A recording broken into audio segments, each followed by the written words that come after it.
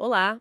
Hoje a gente vai mergulhar em umas fontes bem interessantes sobre orgulho e poder na ficção. Isso aí. Temos um texto mais analítico, sabe, sobre a psicologia dos vilões, arquétipos e tal. Uhum. E do outro lado, pegamos um monte de coisa da internet, discussões em fóruns, vídeos, artigos, focando num personagem específico, o Escanor, de Nanatsu no Taizai. O próprio leão do orgulho. Exato.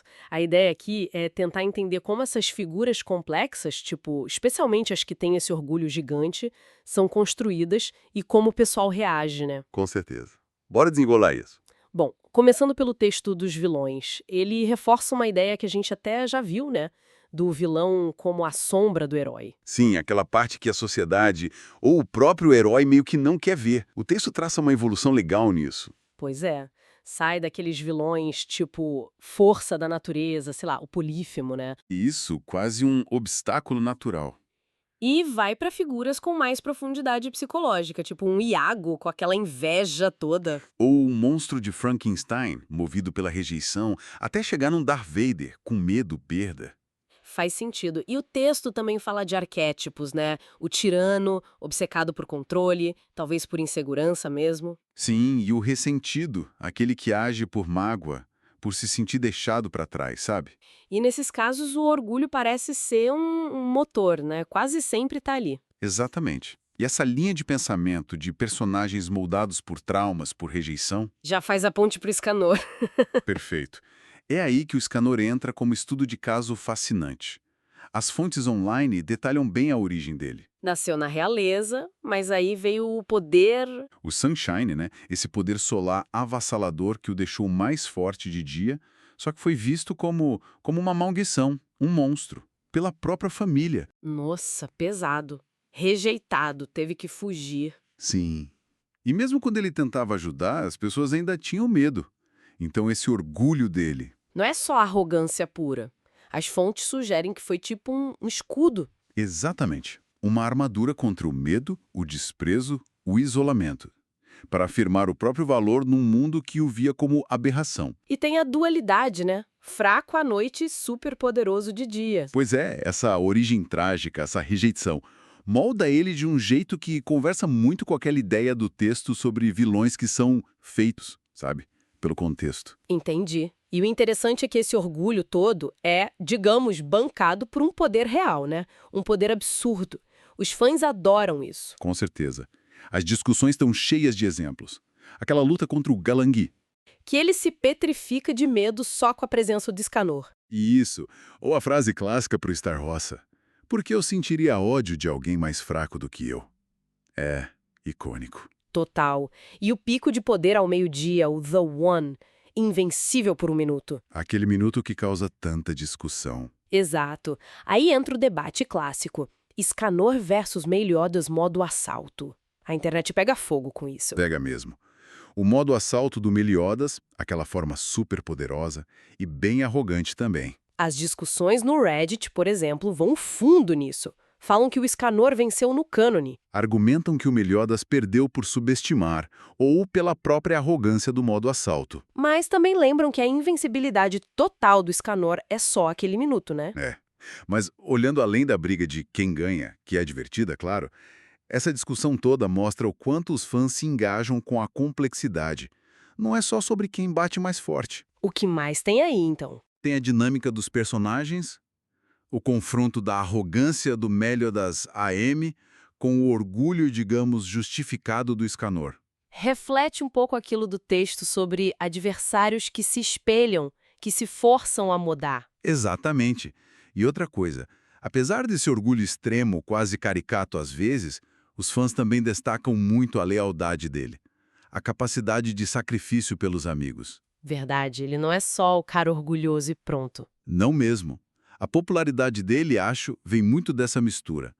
A rejeição inicial, o orgulho como defesa, a força absurda, mas também a vulnerabilidade, a coragem mesmo quando está fraco à noite e a lealdade. Desafia um rótulo fácil. Faz todo sentido. Então, pra gente ir fechando, saímos dos arquétipos gerais de vilões, de antagonistas e mergulhamos fundo no Escanor, Um personagem que é a personificação do orgulho. Mas um orgulho complexo, né? Que nasceu da dor, foi validado pelo poder. E que gera essas reações super apaixonadas no público. A trajetória dele e como os fãs discutem isso ilustra bem esses conceitos sobre personagens multifacetados. Exato. Mostra por que a gente se conecta tanto com essas figuras. E isso me lembra uma coisa do texto inicial sobre vilões. A ideia de que a gente precisa integrar a nossa sombra, aceitar o outro dentro de nós para sermos completos. Uma ideia forte mesmo. E que levanta uma questão final, assim, provocativa talvez. Muitos desses debates sobre Escanor ou outros personagens parecidos ficam muito presos no quem é mais forte. Quem venceria? Sim, é o foco principal, muitas vezes. Pois é. Será que, ao focar tanto na força bruta, na vitória, a gente não perde um pouco de vista a função narrativa mais profunda dessas figuras?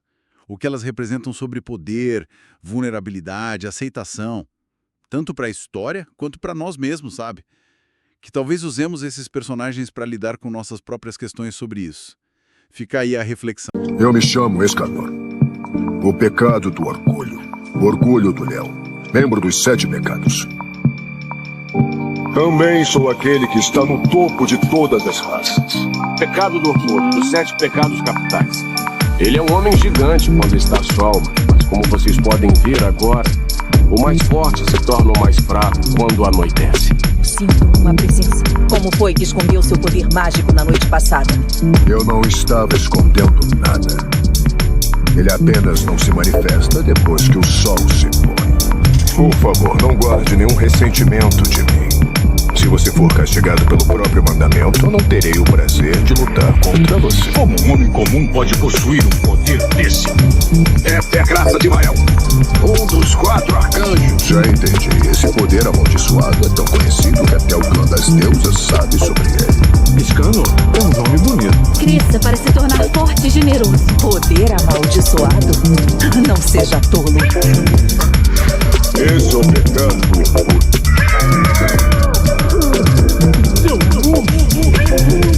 Ele não é meu filho! É uma maldição de Deus. Se deixá-lo viver, ele certamente trará desgraça a este reino. Este é o poder do rei demônio. Mas isso é apenas pouco. Este poder é uma graça concedida a um dos 4 arcanjos pela divindade suprema. Um poder dado ao clã das deusas pela suprema divindade? Mas ele é um humano? A graça que veio do Mael. Quando ele morreu, depois de uma eternidade, deve agora morar no corpo do Escanor. Parece que a minha escuridão engoliu o seu sol. Você engoliu o sol. Quem disse isso? Lady Merlin. Você é o próprio sol que iluminou a minha vida de escuridão absoluta. Eu sempre amei você. Escanor! Você simplesmente nunca me tratou diferente de todos os outros. Como é que você sabe que eu não o via somente como um espécime interessante para eu poder te estudar? Mesmo que seja apenas isso, eu já fico feliz. Mas aquele não é o poder da luz do sol, o Escanor. Tá transformando toda a energia vital em magia. O que ele quer? Treinar até acabar com a própria vida. Capitão, eu devo a minha vida à sua pessoa. Claro, a sua sentença. Receberá 1000 chibatadas e será crucificado. Pode deixar, eu cuido desse cara. Você é o meu melhor amigo. Cuidem-se, meus amigos.